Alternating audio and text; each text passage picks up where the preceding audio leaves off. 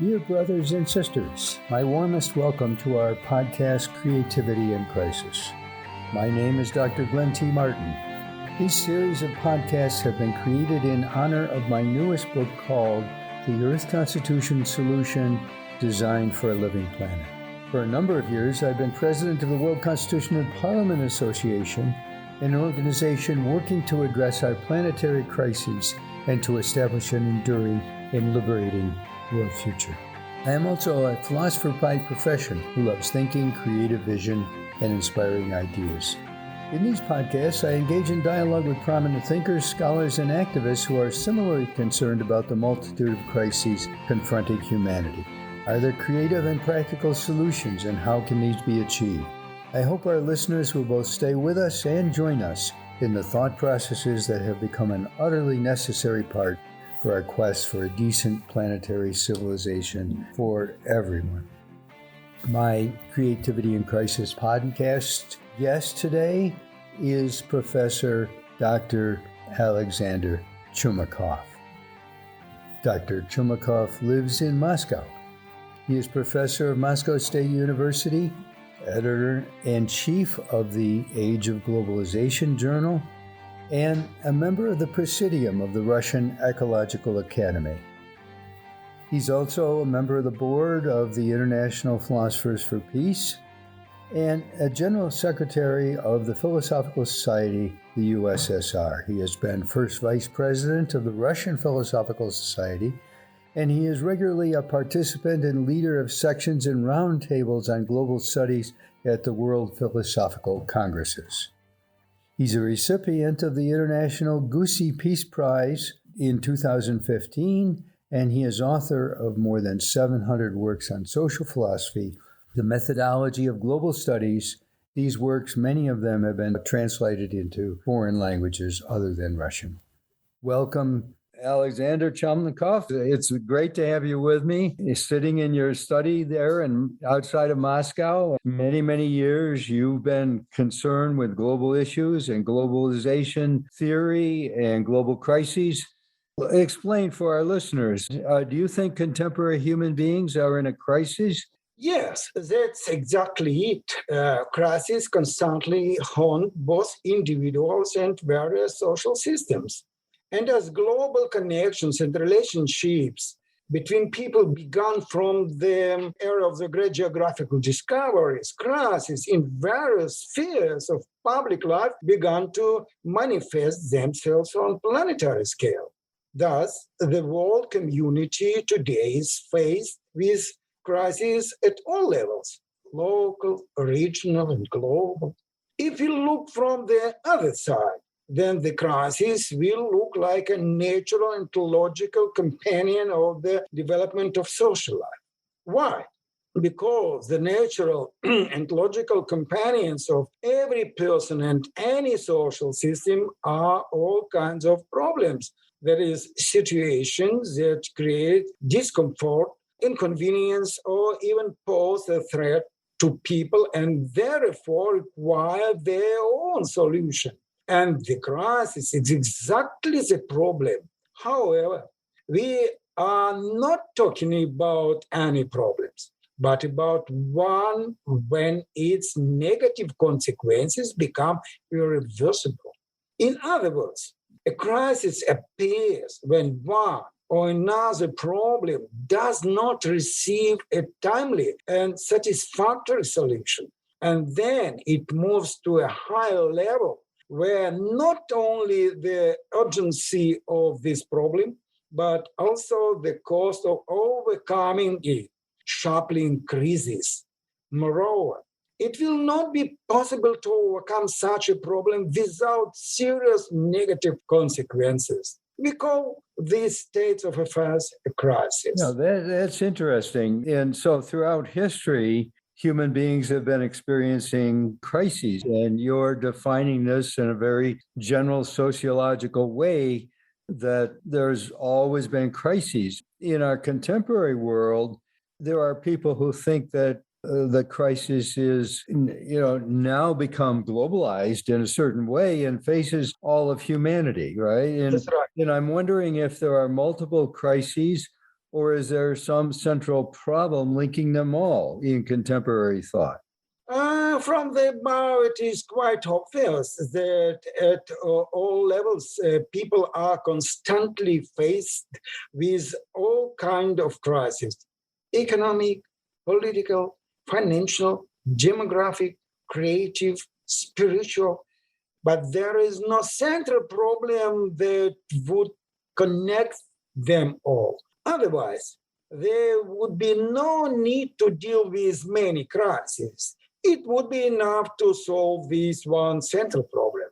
But if we answer your questions not literally, but from the philosophical point of view, then the central problem of all crises lies in the person himself.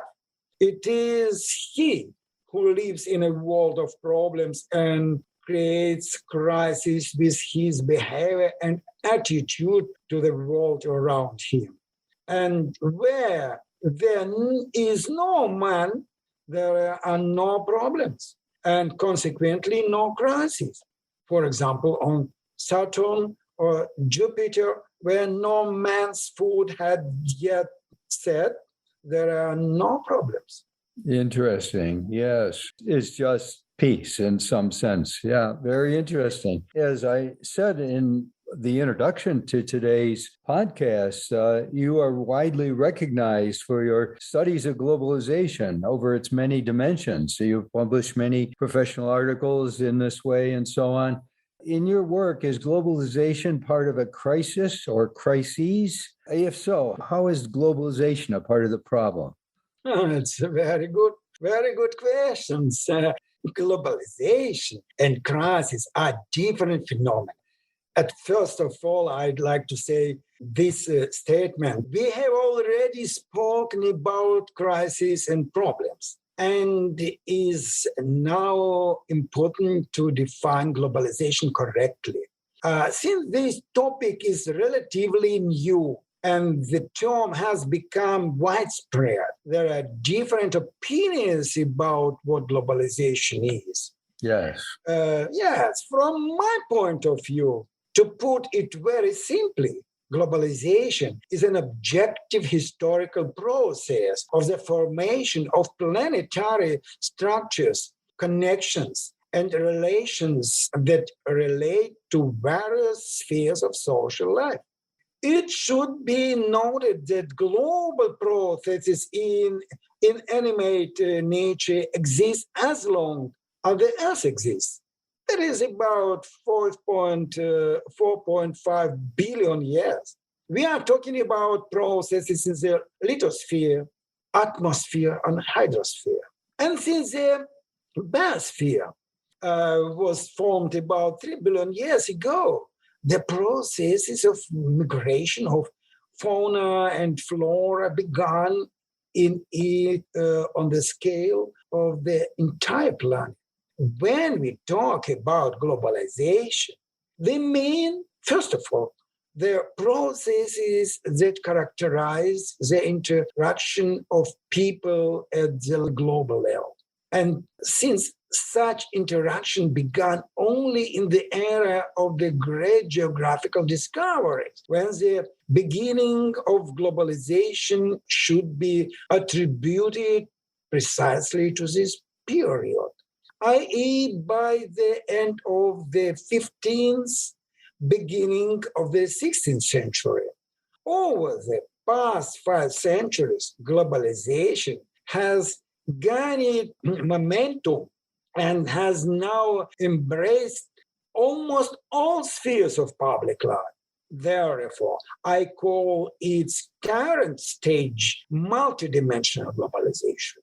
It should be noted in this regard that globalization gives rise to many new, never before existed problems, or rather creates conditions for their emergence. Such problems are called global. They pose threats to all of humanity, but they also manifest themselves at regional and local levels. And if such problems are not satisfactorily resolved, then, as we say, people face crisis. Yeah, it's interesting that you put it that way, that, we're globally interrelated, globally interacted, and yet the global sphere has repercussions at the regional and local levels. New term was created, glocalization, which combine global and local. It's this position, situation, and so on. Glocalization, it's a new term. Interesting. I was reading an article just the other day that American perceptions of climate change. Yeah. And they did a study, have you experienced climate change in your experiences? And interestingly enough, it varied. Whether people thought they had experienced climate change varied by their political orientation. In the United States, Republicans had not experienced it nearly as much as Democrats. So it depends. It's on the local level. Of course, on the local level, what we experience is weather, not climate change. We experience hot weather or cold weather or wet weather and so on. But if there's a crisis called global climate change, it is impacting on all these levels, and people experience it in different ways. If we've got these globalized situation, which is manifest on various levels around the world, would you say there is a way to characterize these as primarily economic or primarily political or cultural? Yes, exactly. Global economic, financial, and political crises are already the reality in which we have been living since the beginning of the 20th century. It's obviously examples of such crises at the global level are the First and Second World Wars, the Great Depression of 1932-1934, the 1962 Cuban Missile Crisis, or the 1998 global financial crisis, and so on. Such crisis appears permanently, and this is the reality with which we will now live permanently in a globalized world. Mm-hmm. Some of them are overcome, as a rule, at a very high cost, while others appear again. It is which such another global crisis now in the field of healthcare that we are faced with due to the COVID-19 pandemic. Yes. And moreover, present we are dealing with the growth of yet another, a global civilization crisis. It was initiated, first of all, by global processes that made all of us close neighbors to each other on a small planet for more than 7.5 billion inhabitants of our planet. This crisis manifests itself not only in the economic and political confrontation, but also, first of all, in the confrontation between different cultural and civilizational systems, which have different ideological and value foundations. It is precisely this kind of reasons that underline the current contradictions between Russia and the West, between China and the United States. Europe, in particular, faced a civilizational crisis when flows of refugees and migrations from Africa and Middle East. Yes. So I was just reading Ramon Panikar, who is a well-known spiritual and philosophical thinker, has published here in the United States. And he talks about the deep assumption of Chinese civilization, right? The deep assumptions that are really require a tremendous kind of penetration and seriousness and maybe even educational process if we're going to understand one another. As we know right now, the United States is leaving Afghanistan after 20 years of pouring money and military in there. people and some of the U.S. generals and so on say, we never understood what was going on there. We never understood the people there. I think there's something in that people really fail to understand one another. And how are we going to solve our global crises if we're in this kind of situation? Not only do we not understand, but we don't really bother to understand. We operate out of power and immediacy of action rather than deep thought and mutual understanding.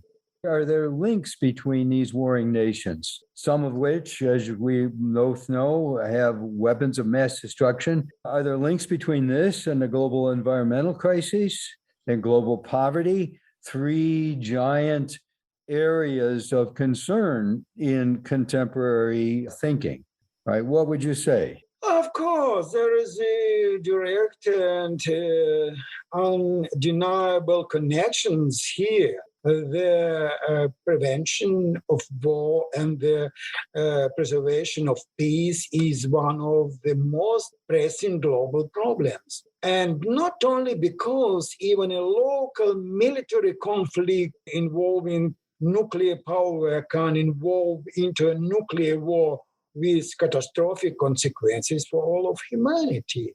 The fact is that military expenditures around the world are many times higher than any other expenditures, in particular for education, medicine, social programs, environmental protection, etc.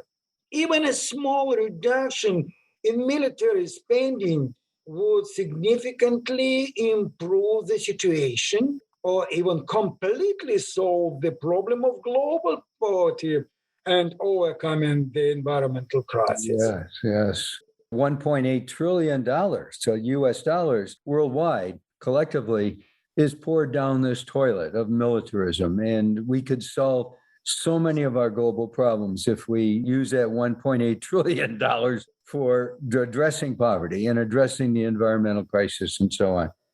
Both you and I grew up during the Cold War that was going on between the Soviet Union and the United States. And we've both been members of the organization International Philosophers for Peace, which at one time sent delegates from the United States to Moscow in an attempt to do civilian diplomacy, right, and deal with the horrors of that Cold War. There's some thinkers who say there's a new Cold War going on.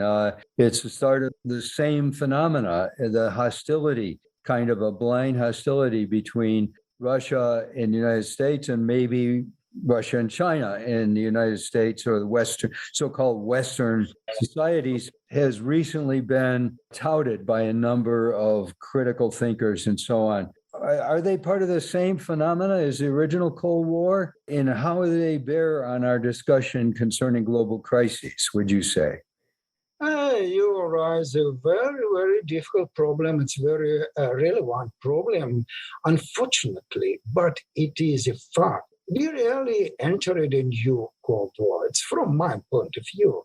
I don't know, agree you with me or no, but the main problem is that it exposed deeper layers of contradictions between different countries and peoples.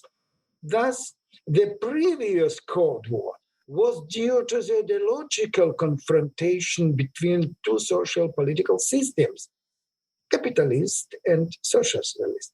Yeah. And it ended as soon as the socialist system collapsed. Now we have another situation. Now the new Cold War is caused by even deeper contradictions, namely cultural and civilization differences. It is clearly manifested in the clash of different worldview, moral, ethical, legal, and value positions. Each country, each nation, to the best of its strengths and capabilities, defend its interests, values, traditions. And the more the positions of different parties do not coincide, the more acute contradictions they enter. In addition, The more resources and opportunities a country has, the more rigid its position in the international arena. As a result, in the conditions of global interdependence, we find ourselves, in fact, in a state of war of all against all, since there is no external force that could force the largest actors in international relations to come to an agreement contrary to their national interests. It means, first of all, the collective West, China and Russia, and with certain reservation, we should talk about the world of Islam. I think so. Yes. What strikes me, is you described so correctly the dynamics of these different clash of worldviews with moral, legal, ethical, and value problems. At the same time, we are recognizing worldwide a kind of common humanity, right? Karl Marx spoke of our species being. And he said we must get rid of our individual egoism and greed and start living from our species being. And today there's a lot of movements, people identifying themselves as world citizens and so on, rather than citizens of this nation or that nation.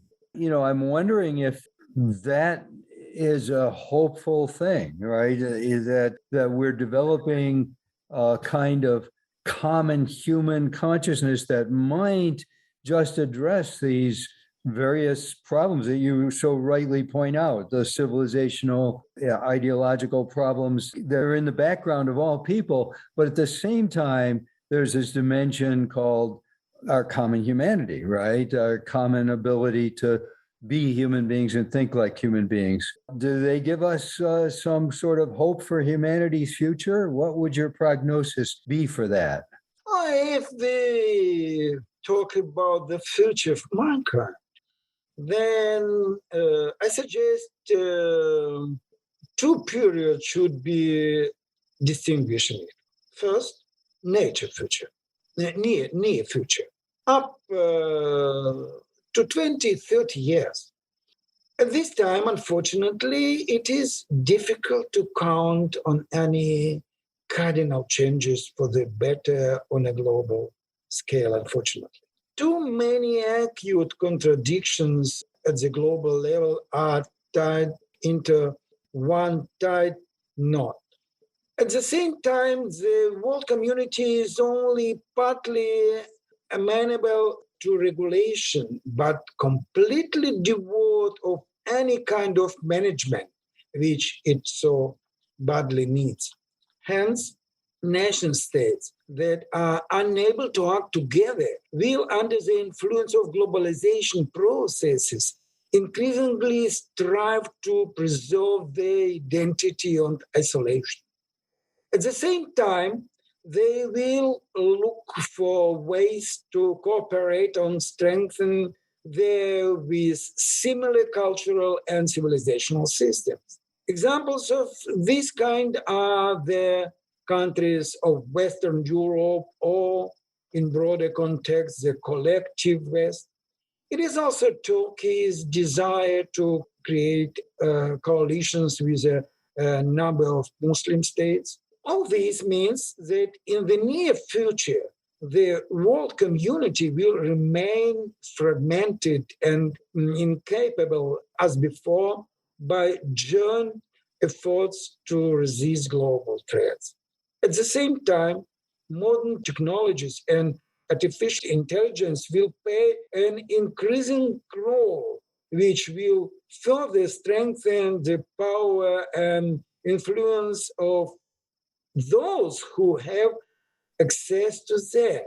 Hence, it can be assumed that authoritarian and totalitarian forms of government will only strengthen their position.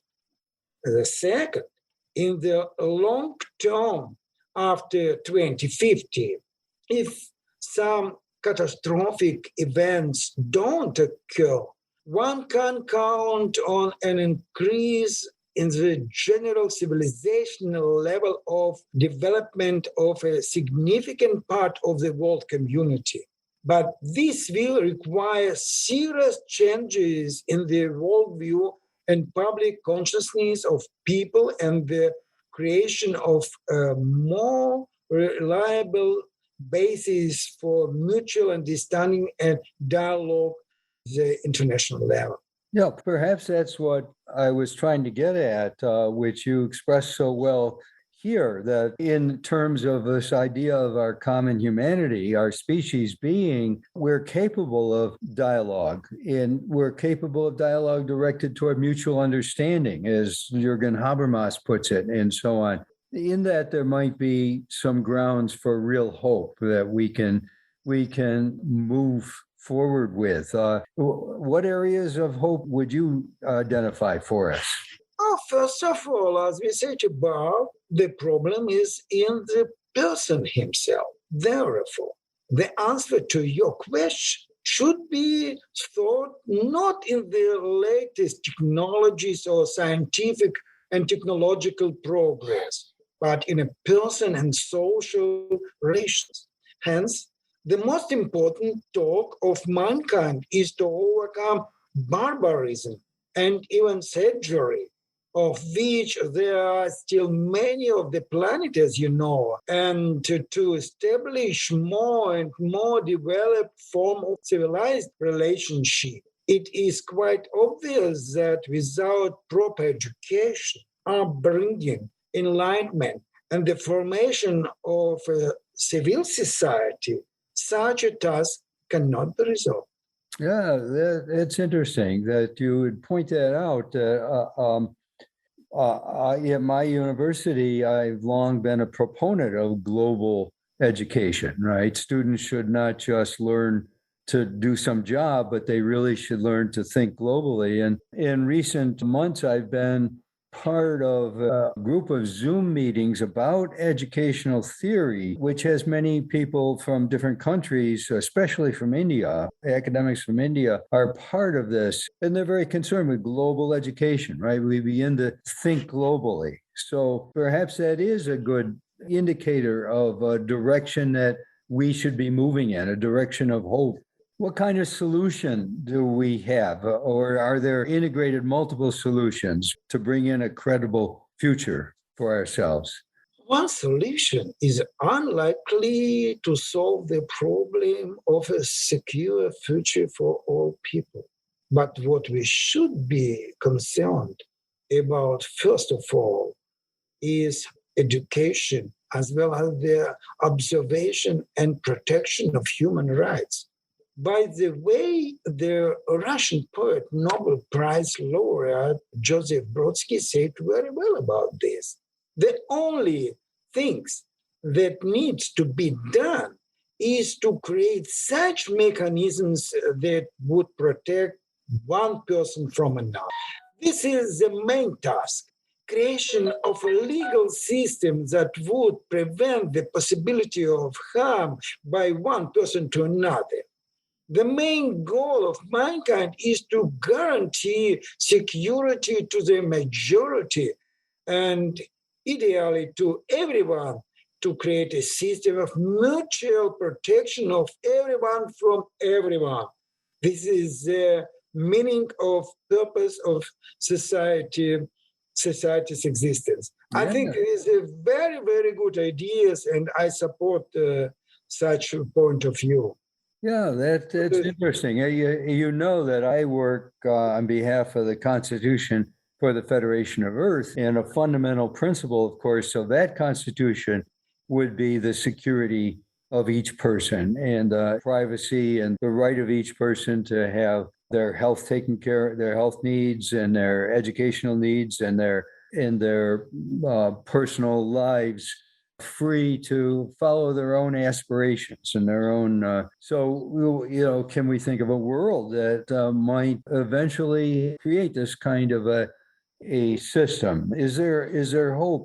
I'm asking you, for uniting humanity under a single constitutional system.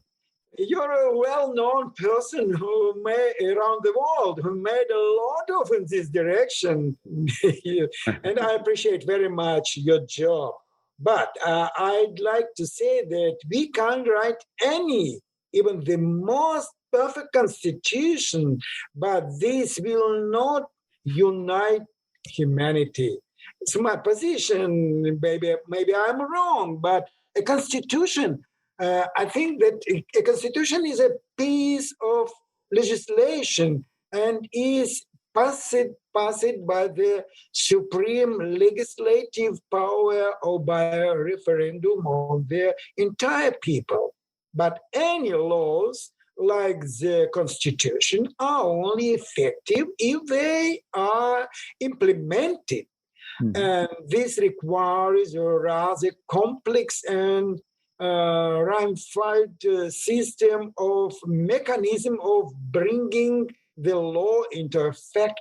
And this is not only the presence of executive power in addition to the legislative, but also the creation of effective judicial system, which all its methods of control, correction, and punishment. Add to this the power of public opinion expressed in particular by the mass media, and we must admit that such complex mechanisms of social governance don't exist today outside the national states. In one of my latest work, it names the Global World Clash of Interests, I explored the possibility of building a similar management system for the entire world community and came to the conclusion that this is in principle impossible. It is obvious that fundamentally new approaches are needed. One of them, in my opinion, is network principles of building a system of social relations. And here one cannot do without the latest technologies such as blockchain, big data, etc., capable of promptly processing huge flows of information, triggering management decisions. In conclusion, I'd like to say that, but once again, it is important to underline that with all these key features are the main purpose remains, and a man and his well-being. I like that. The main purpose remains human beings and their well-being. To our listeners, I hope you have enjoyed today's dialogue about establishing a living future for the Earth and for all future generations. Our podcast has been recorded, and the link will be streamed to multiple social media outlets and posted on my own website at oneworldrenaissance.com. I would love to hear your thoughts and reactions to this exciting conversation. You can email me at gmartin@earthconstitution.world. This podcast has been made in association with Everscope Multimedia. Thank you all so much for listening, and I hope you have a wonderful day and a wonderful week, and that you will join us in Creativity and Crisis at the same time and place next week. Goodbye for now, be well, and God bless.